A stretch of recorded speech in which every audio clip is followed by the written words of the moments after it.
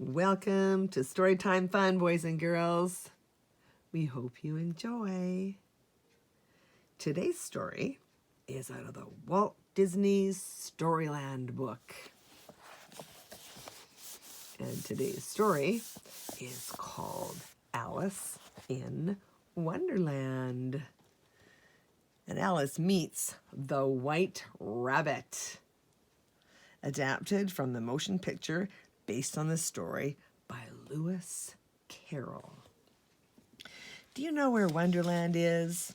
It's the place you visit in your dreams. The strange and wondrous place where nothing is as it seems. It was in Wonderland that Alice met the White Rabbit. He was hurrying across the meadow, looking at his pocket watch and saying to himself, I'm late for a very important date. I'm in a rabbit stew. Oh, can't even say goodbye. Hello, I'm late. He hopped across the brook and disappeared into a hollow tree. That's curious, said Alice. A rabbit who wears a waistcoat and carries a watch and can talk. He's in such a hurry. He must be going to a party. I surely would like to go too. So Alice followed him. What a peculiar place to give a party, she thought as she pushed her way into the hollow tree. But before she could think any more, she began to slide on some slippery white pebbles inside, and then she began to fall. Uh-oh. Curious and curiouser, said Alice as she floated away down past cupboards and lamps and a rocking chair and past clocks and mirrors she met in midair. By the time she reached the bottom, the White Rabbit was disappearing through a little door, too small for Alice to follow him. Poor Alice. She was all alone in Wonderland, where nothing was just what it seemed. You know how things are in dreams? Whenever she ate a bite of cake or took a sip to drink, she would shoot up tall or grow so tiny she was sometimes afraid she would vanish quite away. She met other animals, yes indeed, strange talking animals too. They tried to be as helpful as they could, but they couldn't help her find the White Rabbit. And I really must find him, Alice thought, though she wasn't sure just why. So she wandered through Wonderland all by her lonely self. At last, she reached a little house in the woods with pink shutters and a little front door that opened, and out came the White Rabbit. Yay! Oh, my twitching whiskers, he was saying to himself. He seemed very much upset. Then he looked up and saw Alice standing there.